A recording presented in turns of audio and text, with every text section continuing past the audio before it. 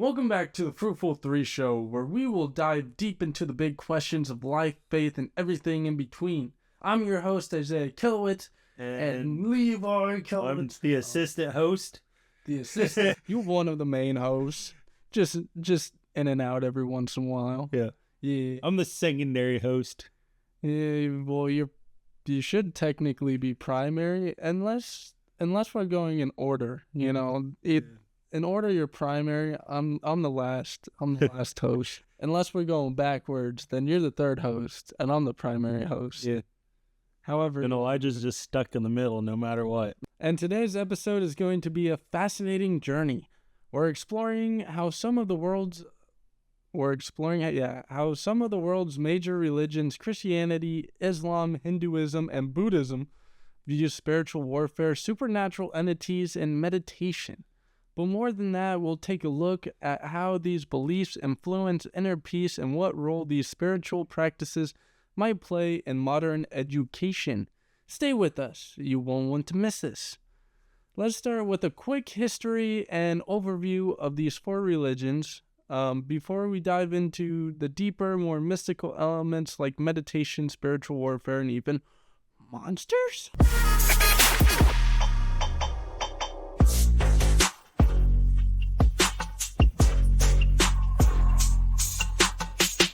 So before we begin, always gotta rep the merch.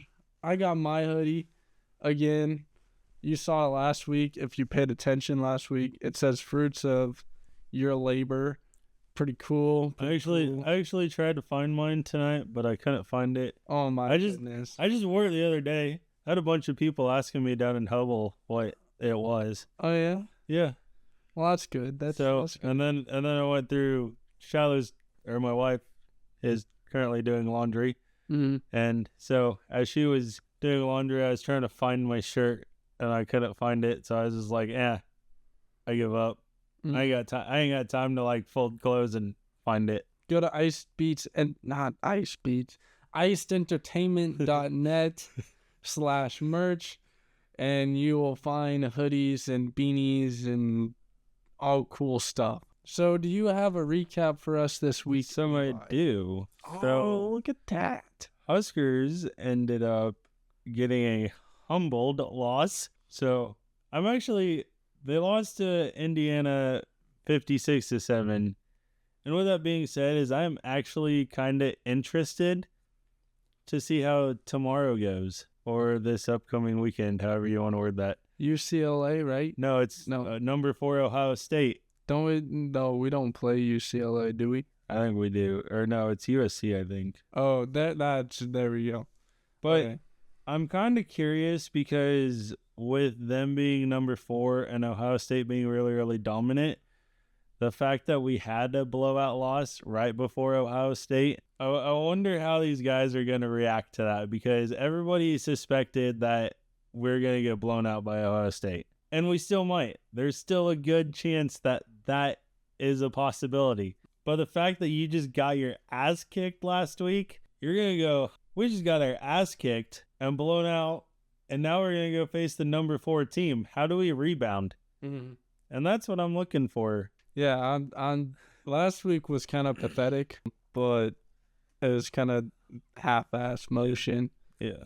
But I think too is a lot of it was, I mean, you got to think about Dylan Raiola being a true freshman. Mm-hmm. And I mean, he could have redshirted and sat behind for a year, but they threw him into the mix right away. So he's still learning as he goes. And we were coming off of a bye week, which bye weeks are great. Don't get me wrong, because you get rested up, you get healed, you take time off, but they also can be devastating too because your body's not used to getting hit for 2 weeks in a row. And so when your body's not used to getting hit, it kind of gets lazy. Yeah. I wouldn't say it gets lazy, but it's in the healing phase of, oh, it's off season. It's kind of like you go kind of like into a quick recovery mode, and then all of a sudden your body is, I want to say, like kind of gets put in a shock the minute it gets hit again. I do believe your Ravens won. 41-31. Yeah, and then the Chiefs won.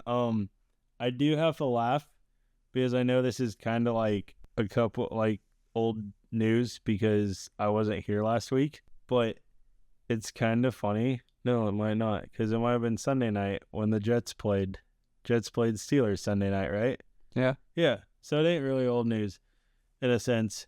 But I find it funny how Devontae Adams goes from playing with the Raiders and he loses to the Steelers, and then he gets traded to New York and then he loses to the Steelers again.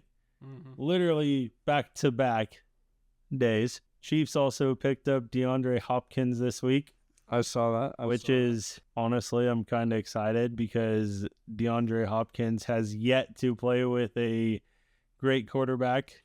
I was just like, another weapon, bro. Another weapon. So I realized DeAndre Hopkins is getting up. I mean, he's 32 years old. He came out of the same Travis Kelce draft class. So, I mean, I understand he's an older wide receiver, and I understand that he's put up 1,000-yard seasons, but I'm kind of interested to see how he works out in Kansas City, because every time he's had 1,000-yard seasons, it's been a mediocre quarterback. Now that you have like a Hall of Fame quarterback, or a future Hall of Fame quarterback in Patrick Mahomes, Super Bowl winner. How is that gonna elevate your game? Are we done with sports? Oh, also, you're going to love this before we move on, but DeAndre Hopkins is going to wear the number 8. You know why he's wearing the number 8? Because of Lamar Jackson. Nope. In honor of Kobe Bryant. Yeah, Kobe did wear number 8. So DeAndre went to a championship team, and he was always a big Kobe fan, so he went to a championship team, and now he knows that he's actually competing for a Super Bowl. And not just the possibility of a Super Bowl. Like, you got a legit shot at a Super Bowl. He's like, oh, hey, I'm going to wear number 8 in honor of Kobe Bryant. There we go. Then, so are we done with sports? Or you got anything? I don't Okay. with sports. Moving on, we had an E. coli breakout this past week. Oh, yeah. So apparently McDonald's has taken the quarter pounder with cheese. Yep.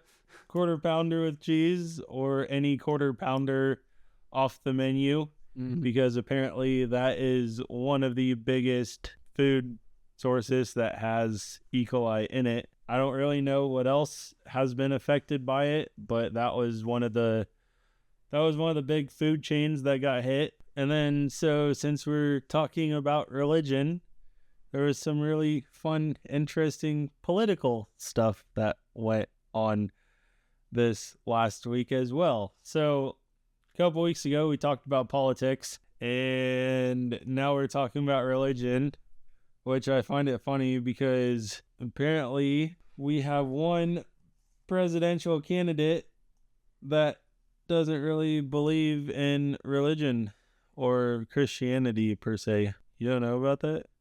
Oh, cool. Okay. So at a Kamala Harris rally, right? So last week she was doing a rally, and she was on the subject of abortion, and somebody in the crowd yelled out, "Jesus is king." I know they did. I don't remember the exact one, but I know they did one at a J.D. Vance, one of his rallies, and it was like, "Christ is king" or something like that. And he's like, yes, he is. They did something similar, like Jesus is Lord or something, at the Kamala Harris one. I could have those, you know what I mean? I could have those flipped. So don't take my word on that exactly. Go look it up and actually figure out what they said at each rally.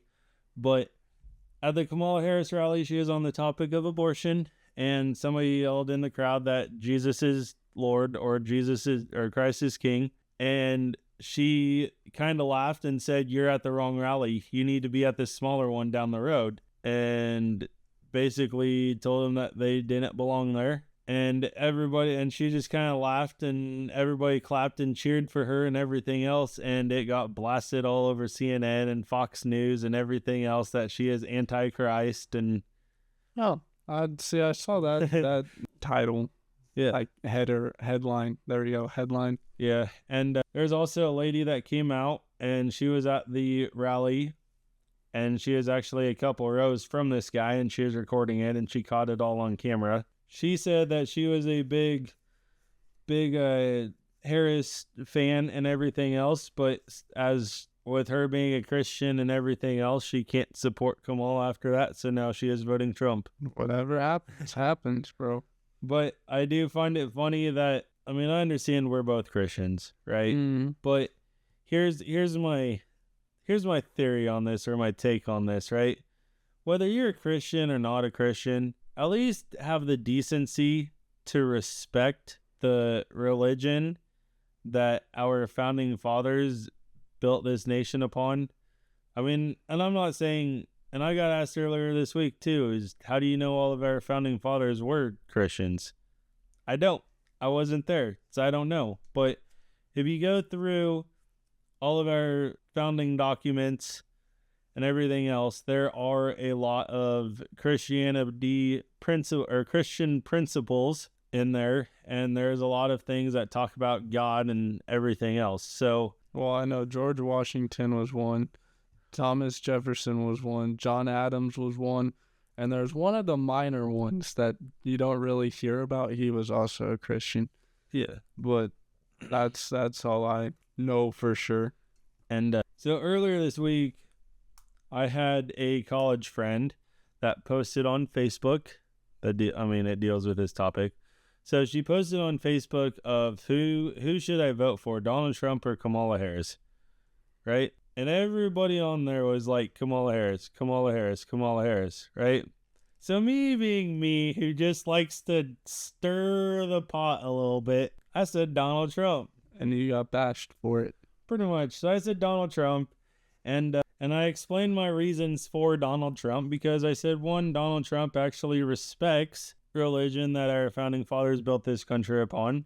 Donald Trump showed up, brought his own supplies to families in need down in the hurricanes. He prayed with the families in the prayed with families. He's actually been to the border, which honestly, it was either this week or it's next week. I don't remember the exact date off the top of my head. But Kamala Harris is actually making her first visit to the border right before election. Wow. Crazy.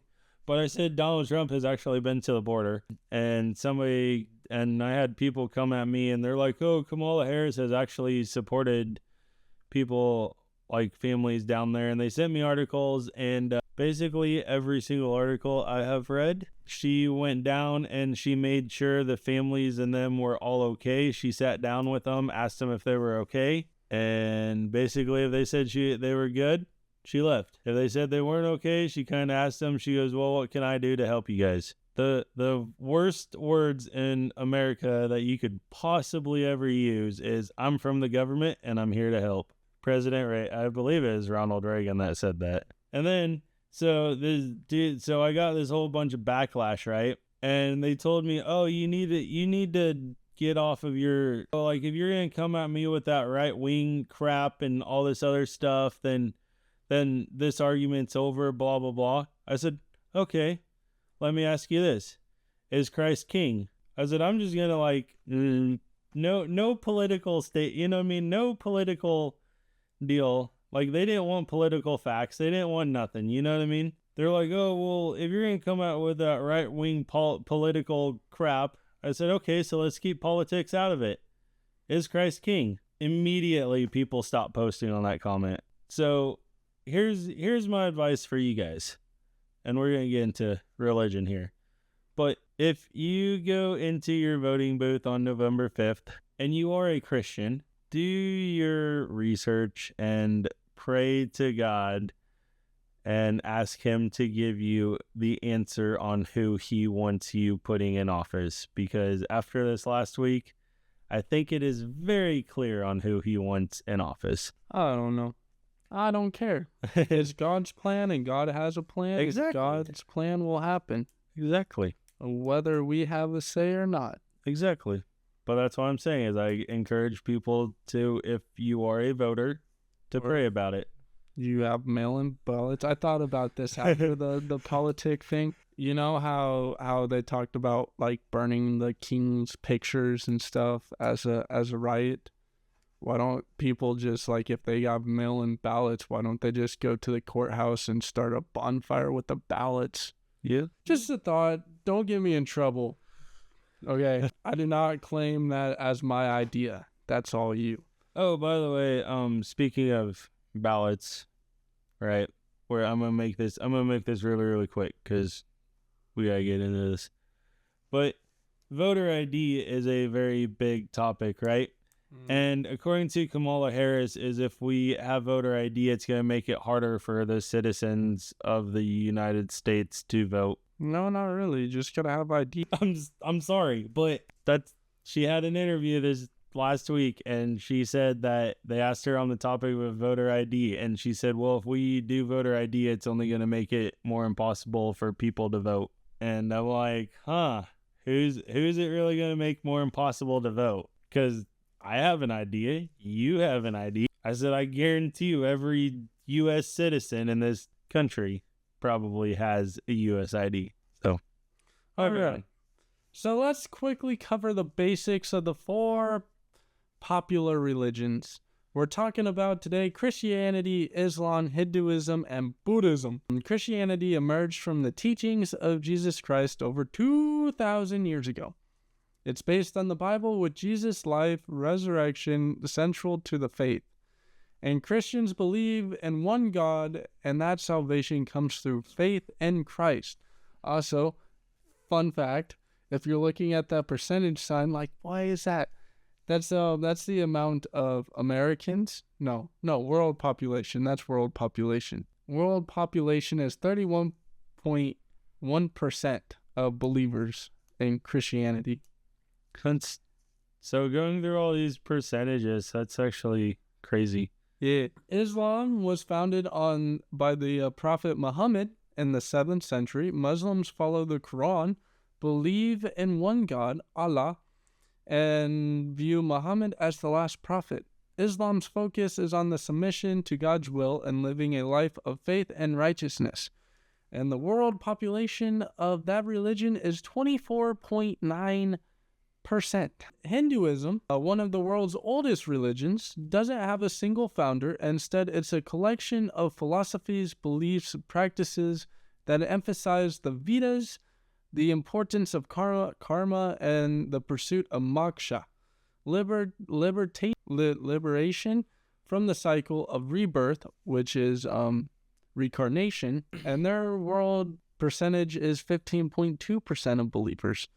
And if you want to go one step higher, I don't have it on here, but it's called religion, which is... What is that? It's your non-believers, ranking at either 15.9 or 15. So that's kind of like the atheists of the world. Atheists, there's 4 sections. I didn't write all of them down, but one really struck out to me. They call it secular humanism, which is the belief of science. And I was thinking about how that is a lot of modern Christians nowadays, because they believe in everything that science tells them. Okay, so here's my thing, and I'm gonna debunk that real quick here. So if you actually do the scientific evidence of the Big Bang Theory, we would not be existent. Like, Earth is non-existent. Well, if you take science and implement it into the Bible, I'm saying science that's not implemented from the Bible. Oh.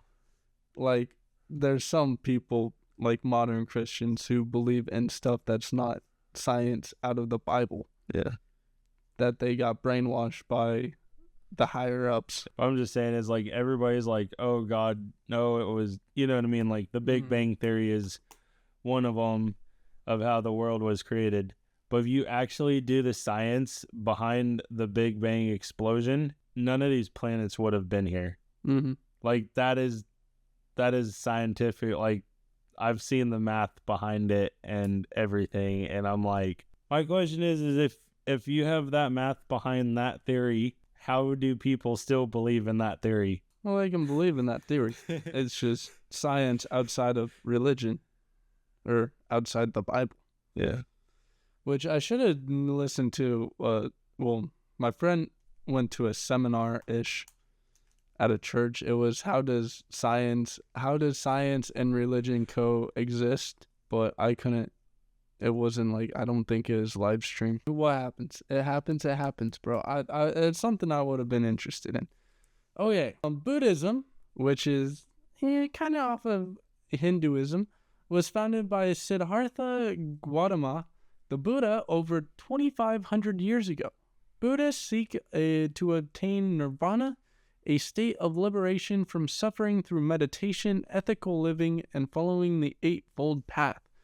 And they have a whole whopping of 6.6% of the world population. These religions have shaped cultures, communities, and histories all over the world. But what's even more fascinating is how they approach the mystical side of life, spiritual warfare, supernatural forces, and wait for it, monsters. Oh, no. Okay, so back to before we move on to that. So Christianity was... Before that is technically Judaism, or Yeah.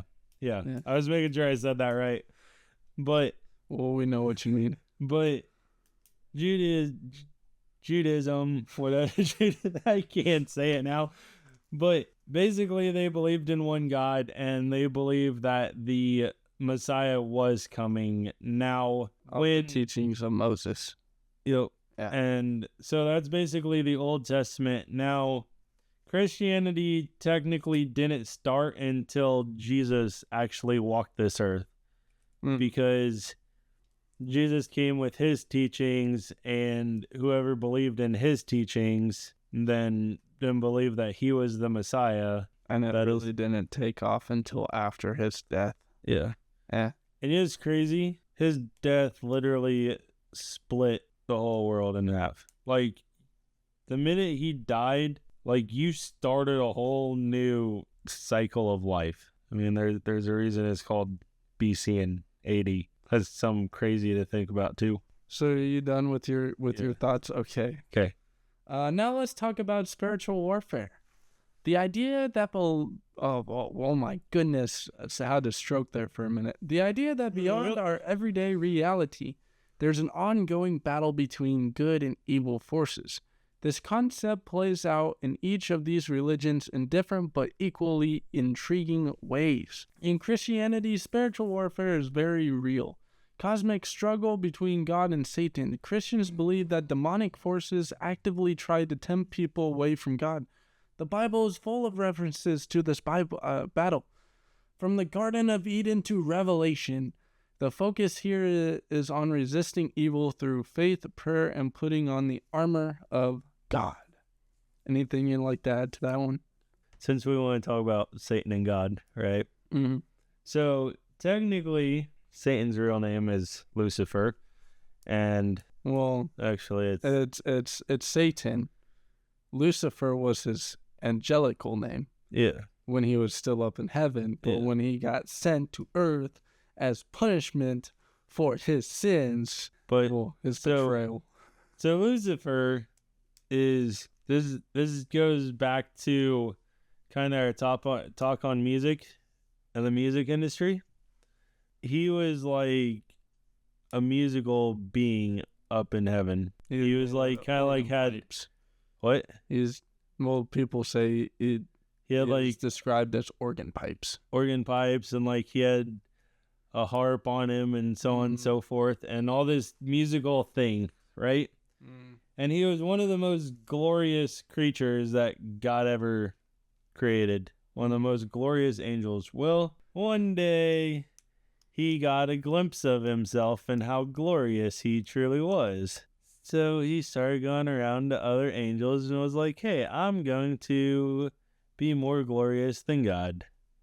And look at my beauty, and so on and so forth. And that is when he decided, and then it kind of all kicked off when God created man. Good old Adam. Adam just had to make a ripple effect. And Lucifer got jealous got jealous and decided, hey, if God's gonna care more about these humans and everything else than us, and he took angels with him, brought them down to earth. Yeah. Well, he tricked Adam and Eve into eating the fruit. God found out. That's how it sent Lucifer to earth as punishment for hating on humans, to rule the world of earth, and so his whole goal, Satan's whole goal, is to unbalance justice versus mercy, because you can't have both. But God has balanced it multiple times. So, and here's just a glimpse of it. Islam, also a deep tradition in spiritual warfare. Muslims believe in the Jinn, or the Yin, supernatural beings that can be good or evil. Shaitan, or Satan, and his followers, evil Yin, tempt humans away from Allah's guidance. For Muslims, resisting these temptations and submitting to Allah brings peace and protection. Basically the same as Christian, just different God. I have a question at the end. No. Hinduism is no stranger to cosmic battles either.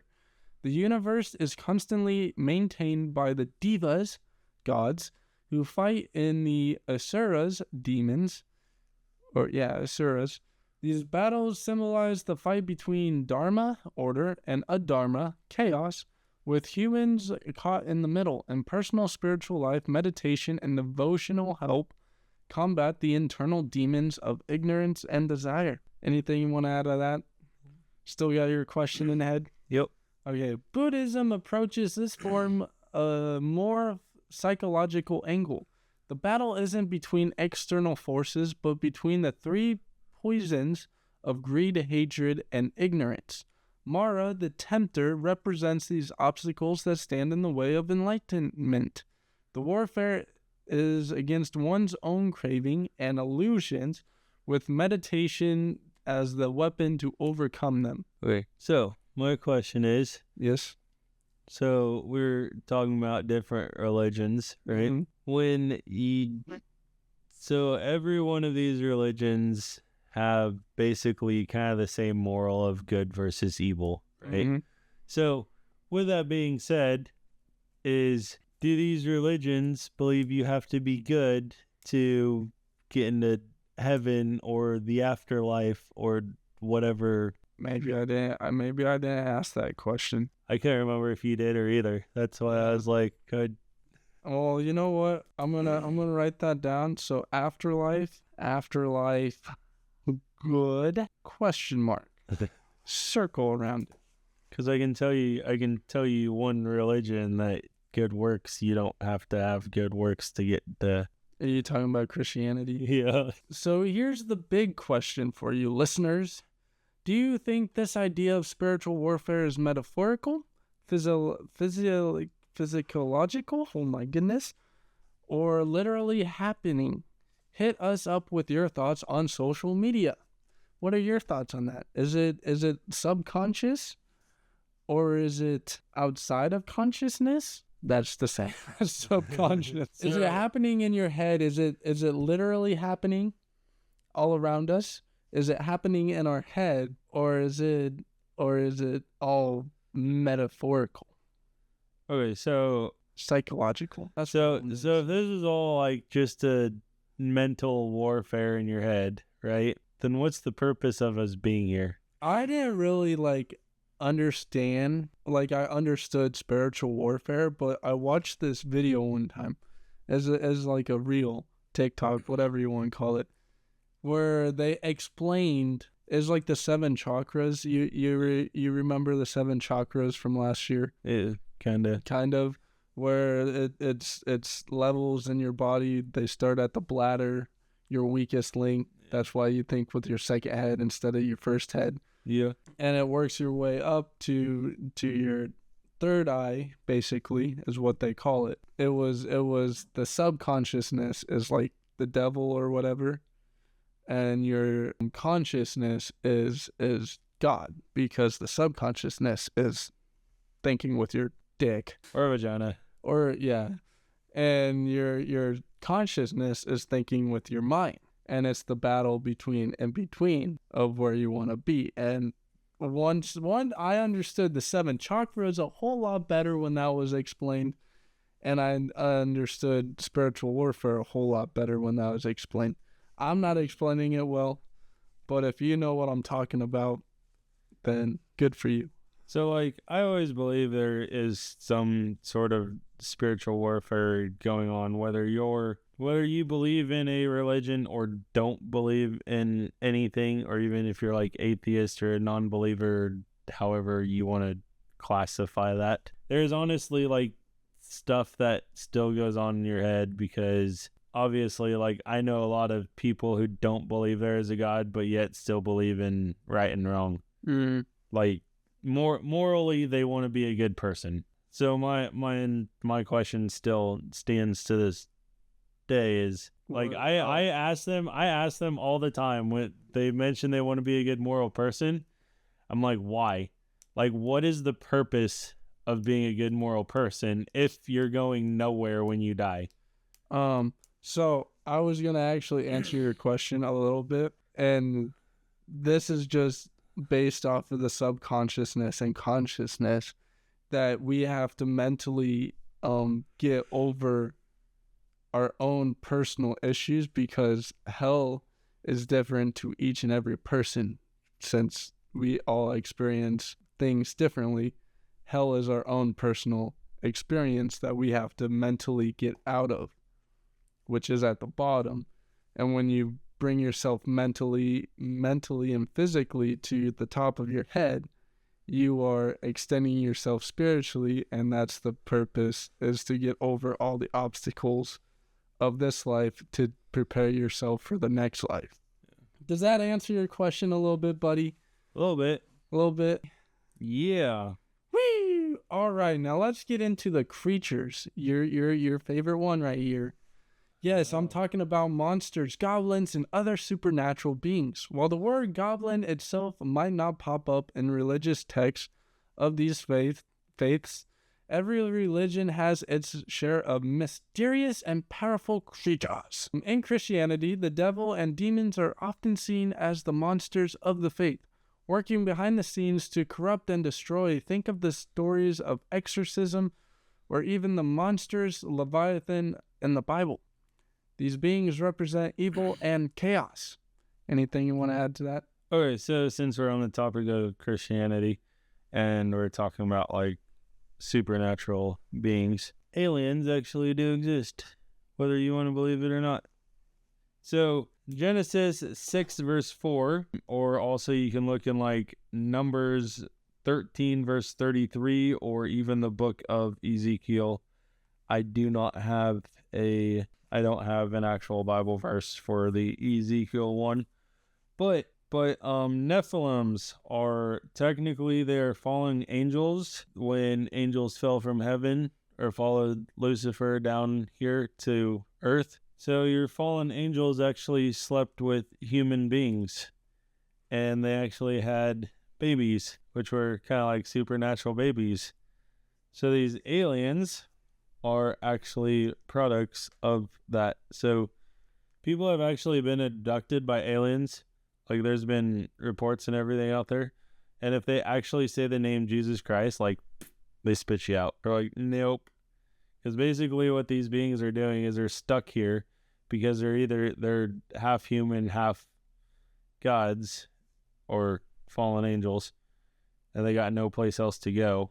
And they can't do anything, and so they're basically an outcast. So you're saying they didn't die when God flooded the world? Technically, no. Oh, cool. I just wanted to hear your theory on that. No, because they dug tunnels deep into the ground and all this other, and that's why there's tunnels under the Hollywood sign in Hollywood? Probably. Oh. And that's why there's lizard people? Yeah. Oh. And is that why there's lizard people in entertainment? Oh, just no, look at Kiss. Come on, look at Kiss's tongue, okay? Okay, there's no Gene way. Simmons' tongue is... There's no way that is natural. Oh, yeah. Gene Simmons just... I don't even know how he does that. There's There's another chick. I seen another chick. There's a random thought before you go into the whole chick thing.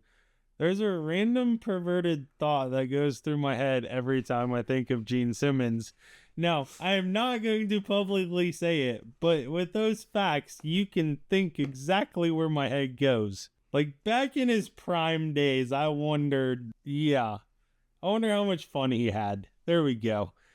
Ate a couple cakes. And I wonder how many came back for seconds. Got some cream cheese, maybe the cheesecake. And then, okay, I've spoiled it. But anyway, there's a chick that there's a picture. She's somewhat of a celebrity, I will say. And her tongue is looks so much like a lizard, and then it's like Kiss's tongue where it's out so long and it's like, I never believed in lizard people until I saw that picture. Yeah. Then it's like, I really question life, bro. Yeah.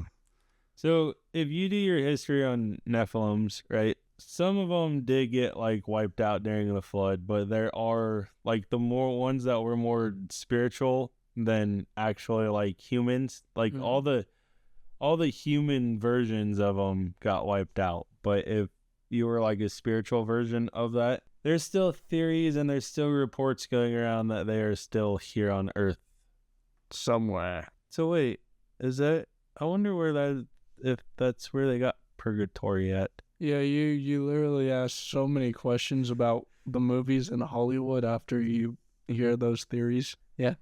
Yeah, because purgatory is not in the Bible at all. But yet, if you have a realm of spiritual beings, isn't that technically purgatory? Isn't that technically for Nephilims because they're stuck here because of their ancestors? Could be, I don't know. Crazy thought. Do your research. Yeah. Look it up. Have fun. Let us know what you think. In Islam, you've got the yin, who can either be good or bad, good yins or bad yins, but the evil ones are definitely something to be wary of. They're not exactly goblins, but they share that eerie, unpredictable vibe that makes you wonder what's lurking in the shadows. Anything you want to add? Same as Christianity? I got a question at the end of this though. At the end of down here. Okay. Hindu mythology is rich with creatures like Rakshas. I'm gonna butcher that one. Shape-shifting demons and asuras who fight the gods in epic battles. These beings symbolize not only outer chaos, but the inner chaos of desire, anger, and attachment. In Buddhism, the scariest monsters are your own mental blocks, craving, delusional, and hatred. The demons in Buddhism aren't necessarily physical beings. Instead, they symbolize the forces within that keep you from reaching nirvana. As we're sitting here talking about supernatural beings and goblins and so on and so forth, right? Yeah. So there is a holiday that is right around the corner. I know, right? Called Halloween. Yeah. For obviously for those who couldn't figure that out, but wait, what? Yeah, man, that's crazy, bro. How many of these actually believe in Halloween? Buddhism was well wherever the Celtic area was, which would have been northern Africa, because India is basically in Asia. Yeah, but that's also on the plane of Israel, right? But Celtic culture was more of northern Israel, right? I don't know how far Celtic moved over to India, but I know they had most of northern Africa and more of the European nations, and that's where Halloween comes from, is from Celtic culture.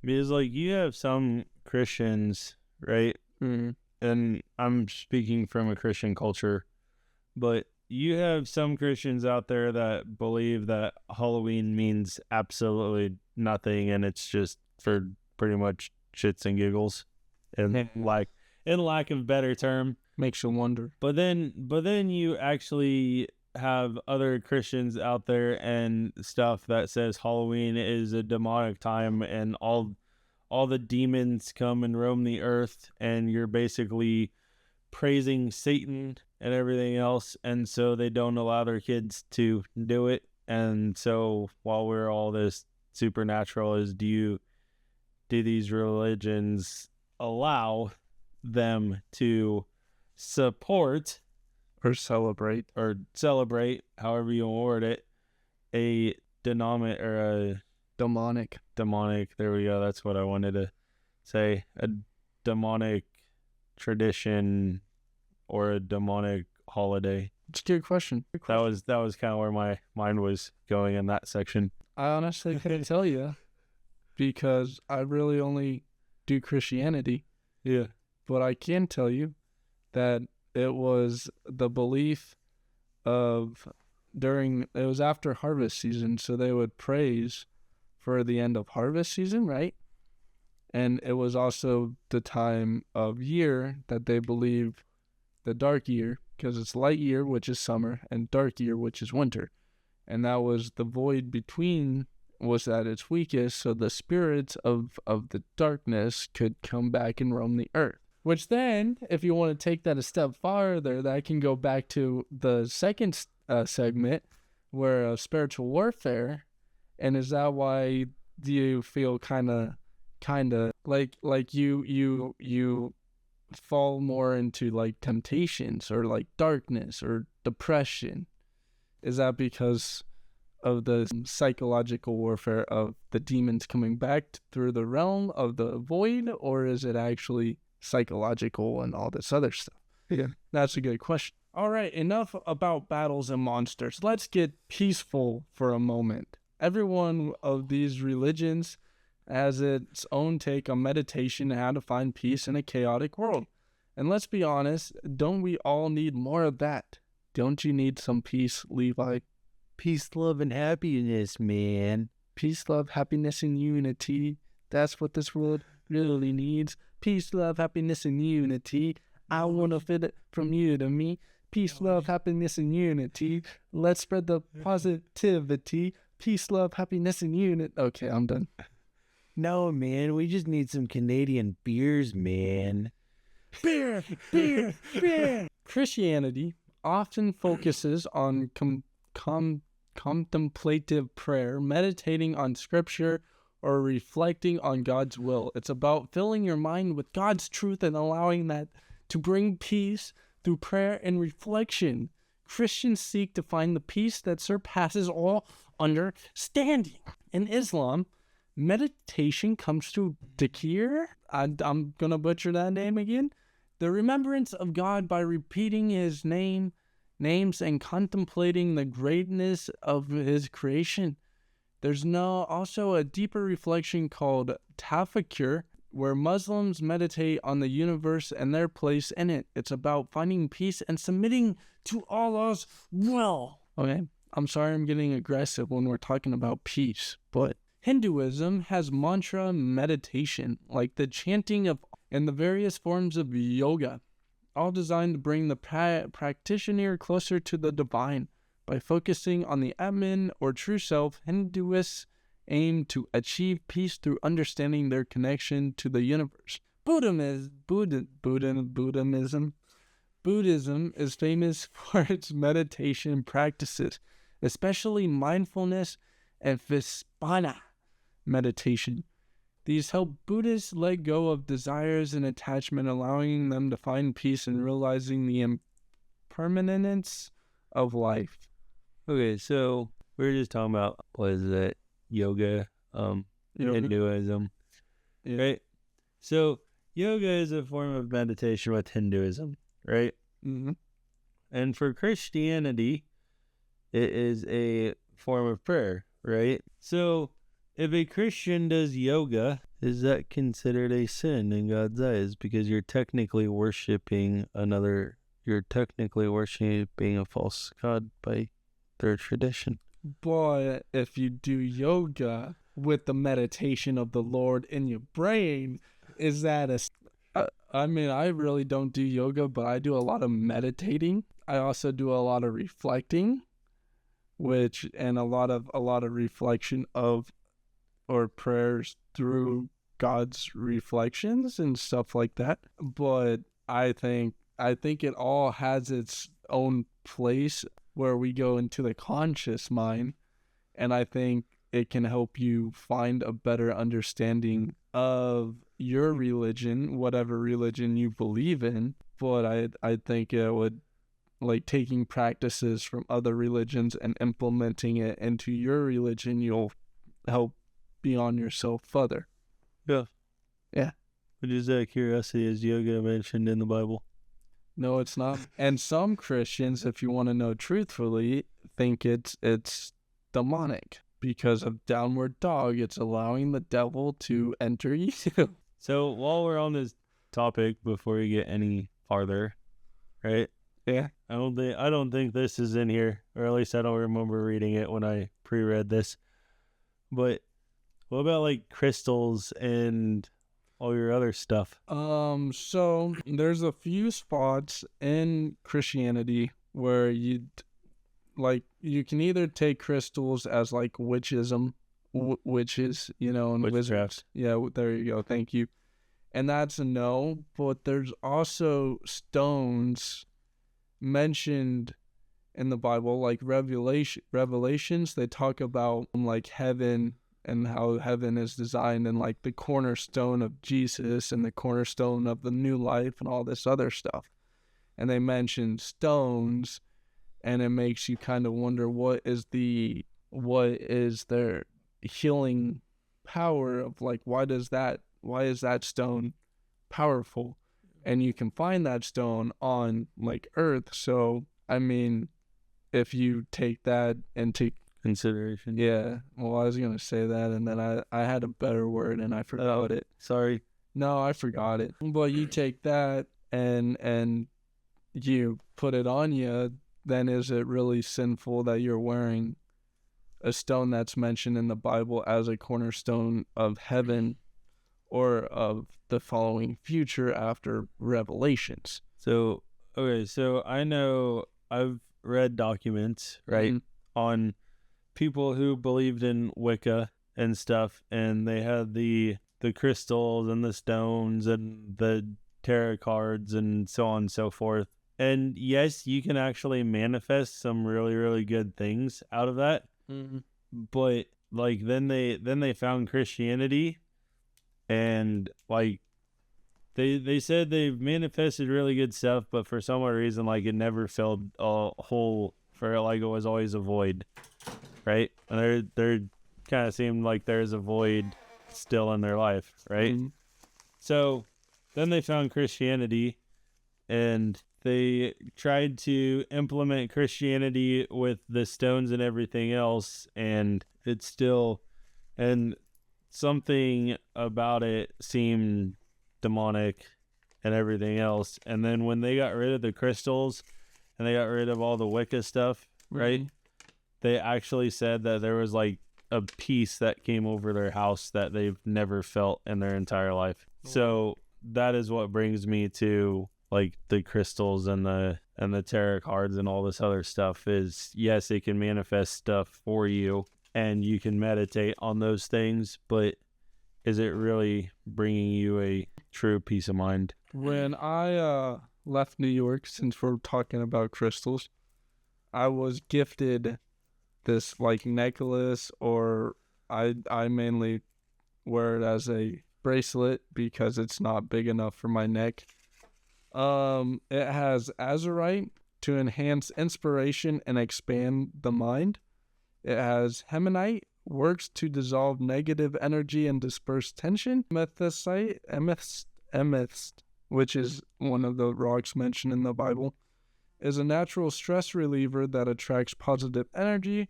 Sodalite calms the mind, and clear quartz magnifies your intentions. I just wanted to share that. Yeah. I'm sorry for not commenting on your thing, but yeah, I think the devil has his own rocks and the demons have their own rocks because they're all spiritual beings, right? Yeah. and so they're basically from the same realm. It's kind of like Harry Potter. You know how Voldemort puts part of his soul in a hoax or whatever. Yeah.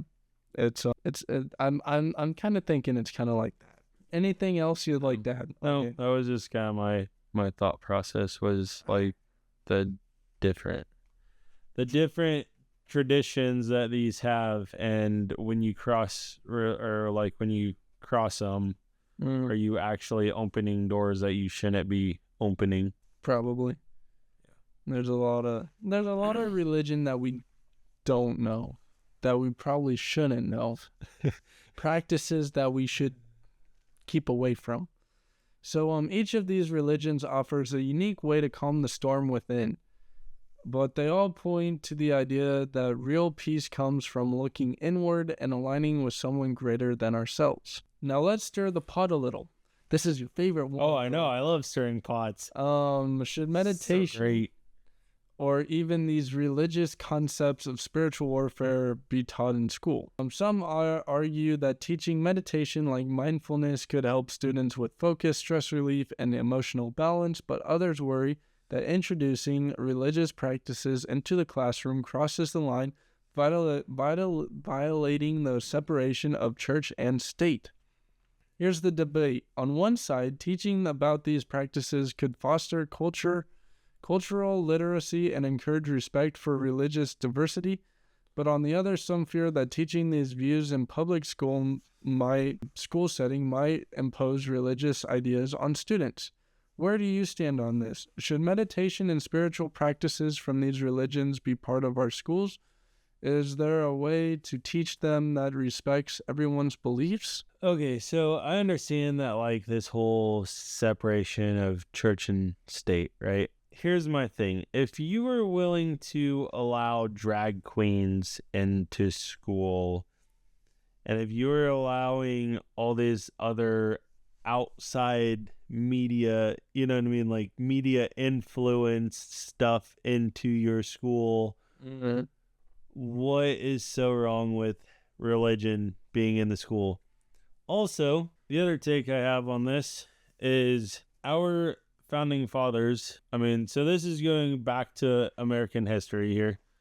So our founding fathers built this country on Christian principles. Keyword there, Christian principles. Now, I'm not saying you have to have that in your schools, but if you're going to allow any religion into school, it'd be Christianity based off of America's history. I understand that we are a giant mixing pot because that is what we've built. The problem I have with everything is we've fallen way too far away from that.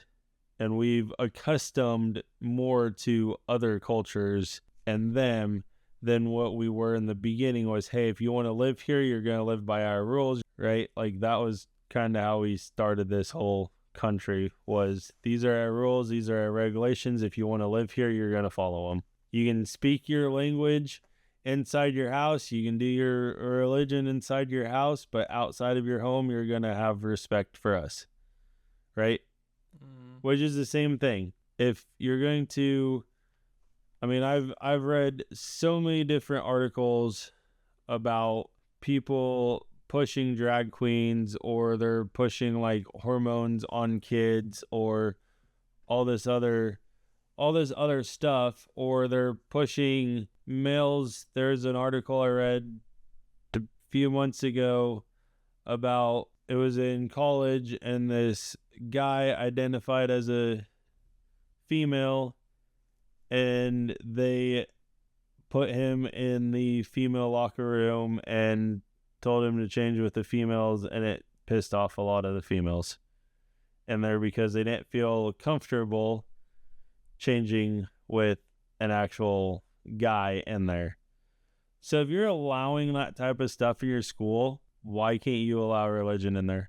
Now, I can tell you for a fact, there's an actual, I don't remember the exact statistics off the top of my head. It is more so if the male is going to follow, so this is Christianity statistics here, right?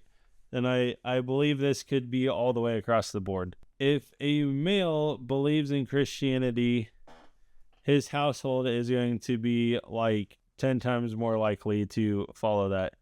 I also know that it has actually been proven that married couples who read the Bible together, pray together, go to church together, so on and so forth, there is a 1% chance of divorce. So you look at our divorce rate today, I don't even know what the statistical number is. Like couple years ago, I think it was like 60 or 70% of marriages fail. And that, like I said, that's old data. So I don't know what the number is today. But when you think about it, that's some crazy statistics, right? Are you looking it up? It's 41% for the first marriages, 60% for the second marriages, and 73% for the third marriages. Okay. And that's America of 2024. Okay. So maybe, so I did kind of have numbers right in my head. But what I'm getting at is think about that too, is if 1% of married couples that pray together, worship together, read the Bible together, so on and so forth, right? And if 1% of those couples, I mean, it's like less than 1% technically, but less than 1% of those couples are getting divorced, how much influence do you really think religion could have on a kid in school? I mean, you could build a better relationship with your teacher.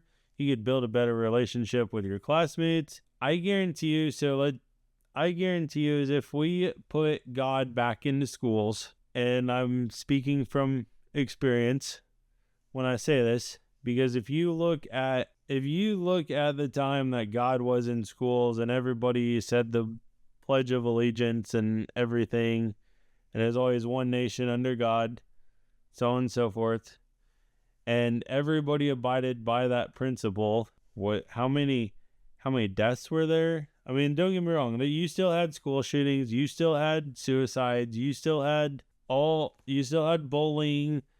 I'm not trying to deny drama. Yeah, I'm not denying that. But if you look at the statistical rates of that, and then you look at the statistical rates of when they took God out of schools, there's a giant drop off and a giant curveball in there. Mm-hmm.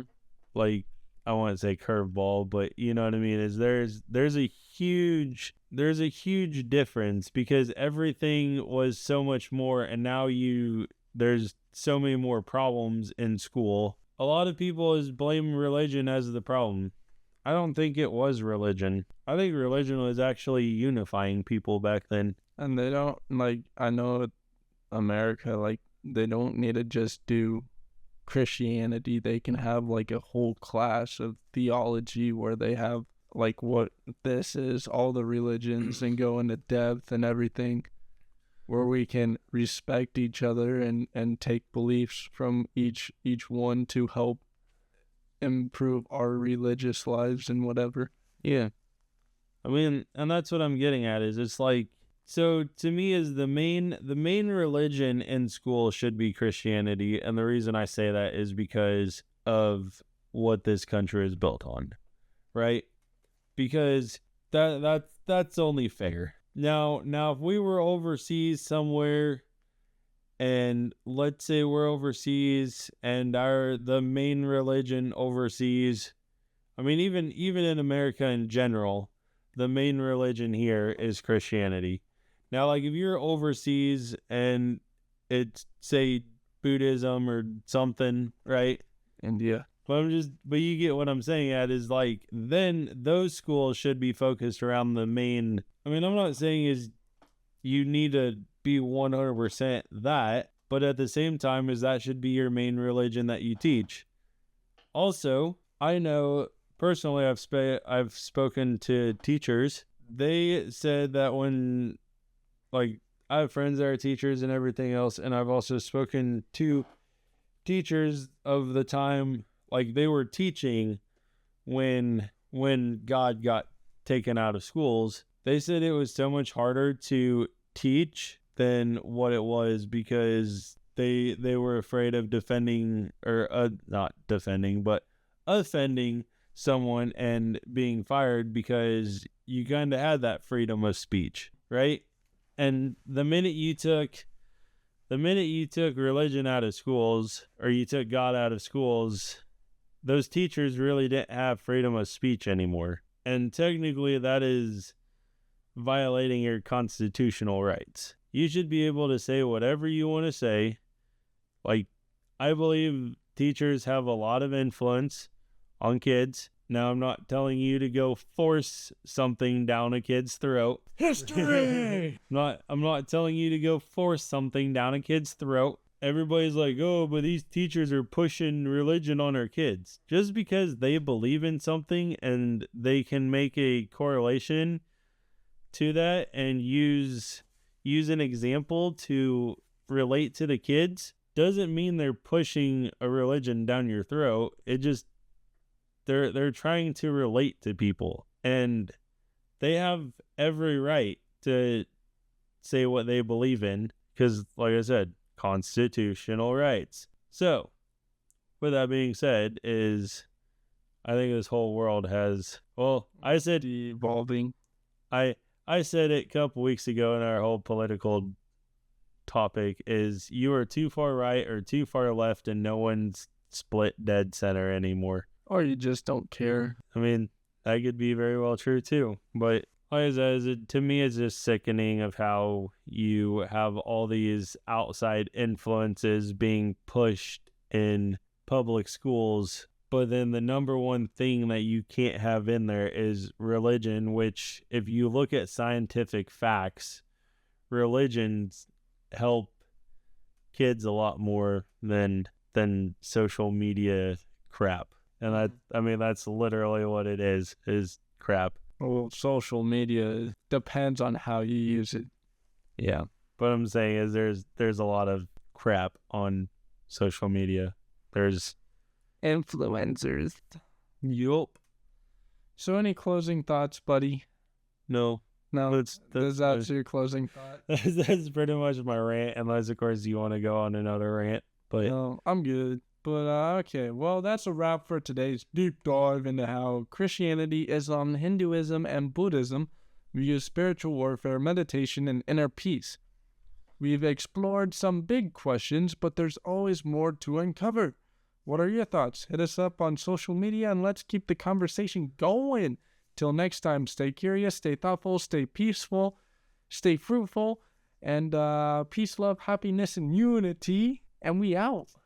And God loves you. Jesus loves you. This I know.